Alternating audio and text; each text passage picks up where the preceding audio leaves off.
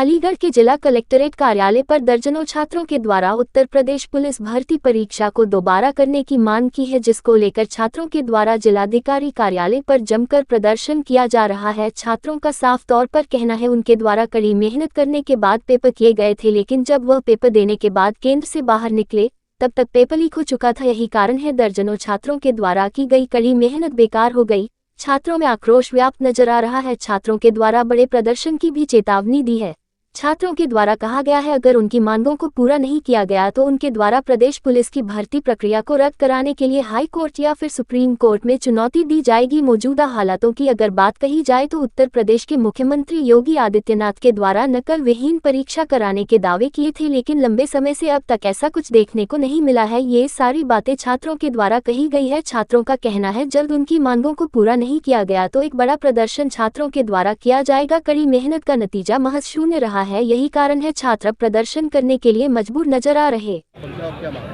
Police भर्ती परीक्षा के संबंध में कतिपय विद्यार्थियों द्वारा ज्ञापन दिया गया, जिसको जिलाधिकारी महोदय के माध्यम से शासन को प्रेषित कर दिया जाएगा। मेरा नाम वसीम खान है और ये प्रदर्शन हमने एक शांतिपूर्वक प्रदर्शन निकाला है। सेंटर पॉइंट से हमारा मार्च शुरू हुआ है और एक कलेक्ट्रेट तक हमारा मार्च ख़त्म हुआ है। यहाँ पर हमारी मांग ये है कि सर जो पेपर में धांधली हुई है और ये धांधली बड़े लेवल पे हुई है सर। ये पेपर सुबह 3 बजे ही लीक हो चुका था और ये पेपर टेलीग्राम पर पड़ा हुआ है और उसके सबूत हमारे पास हैं भी है। पेपर 2:30 बजे शुरू हुआ है और 3 बजे सुबह में टेलीग्राम पर पेपर पड़ा हुआ है। सर ये पेपर वायरल हुआ है तो सबके हाथ में ये पेपर पहुंच गया है। जिन बच्चों ने इससे पहली वाली पाली में पेपर दिया है, सुबह वाली पाली में दिया है या 17 तारीख को पेपर दिया है, उन बच्चों के तो कितने नंबर करके आएंगे? 100। ईमानदारी से कोई बच्चा 150 में से कितने सही कर सकता है?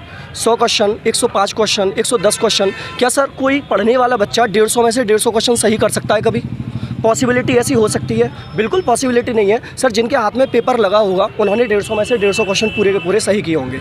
मेरी प्रशासन से, मेरी सीएम योगी आदित्यनाथ जी से यही डिमांड है कि इसको पेपर को रद्द किया जाए तत्काल, और रद्द करके एक नई डेट इसकी दी जाए और पुनः परीक्षा को सुचारू रूप से और पारदर्शिता रूप से संचालित कराया जाए। सर ये लापरवाही देखो असामाजिक जो तत्व होते हैं उन्हीं की होती है ज़्यादातर। कुछ ऐसे हमारे समाज में कीड़े बसे हुए हैं जो पेपर को लीक कराने का काम कर देते हैं, चाहे उसमें प्रशासन की थोड़ी बहुत कमज़ोरी समझ लो।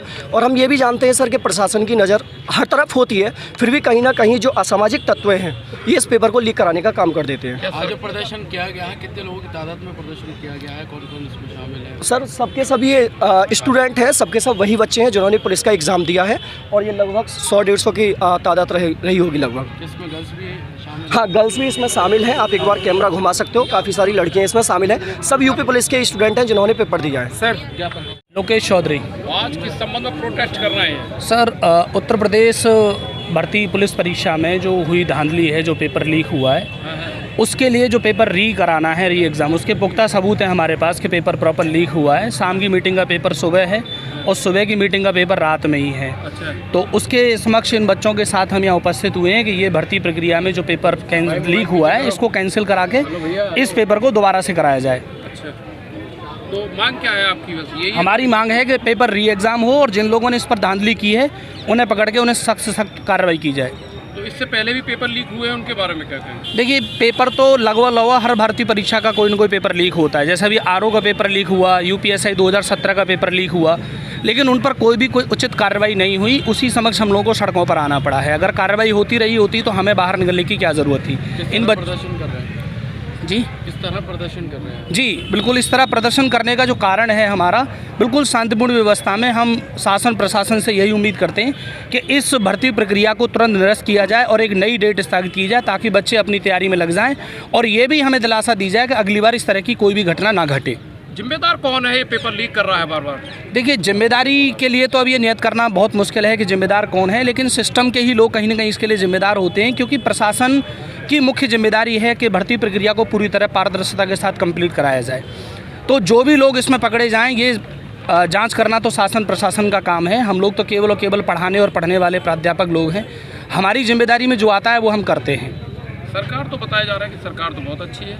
नहीं, सरकार अच्छी है, हमने सरकार की कोई बुराई नहीं की और हम चाहते हैं कि सरकार जितनी अच्छी और अच्छी बनने का प्रयास करे और इन बच्चों के साथ न्याय दे। आज प्रदर्शन कहाँ से कहाँ तक के लिए क्या है और किसके नाम आप ज्ञापन दे रहे हैं? आज का प्रदर्शन सेंटर पॉइंट से लेकर डीएम आवास तक, डीएम कलेक्ट्रेट ऑफिस तक है और ये जो ज्ञापन है माननीय जिलाधिकारी महोदय के लिए है।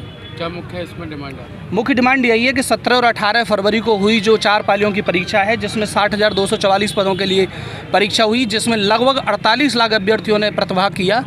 ये देखा गया कि अधिकांश, चाहे कितने भी बड़े चैनल्स रहे हों, उन्होंने ये साक्ष्य दिए। हमारे पास कुछ साक्ष्य हैं। तमाम बच्चे ऐसे हैं जिनके आसपास की सीट पर बैठे हुए बच्चों ने पूरे 150 में से 150 क्वेश्चन किए और मजाक लहजे में बच्चों का एक तरीके से मजाक उड़ाया है। तो हमारी मांग यही है कि इस प्रार्थना के साथ इस परीक्षा को पुनः कराया जाए और पूरी तरह से पारदर्शिता के साथ कराया जाए और जल्द से जल्द इसकी डेट निर्धारित की जाए। यदि अगर आपकी बात नहीं मानी जाती है तो फिर किस तरह का प्रदर्शन? इसके बाद अग्रिम कार्रवाई के लिए कुछ न कुछ किया जाएगा। भारत व्यापी आंदोलन पर हम लोग कार्रवाई करेंगे। किसी न किसी तरीके से सरकार को इस बात को सुनना तो पड़ेगा। क्या नाम है आपका? लोकेश चौधरी।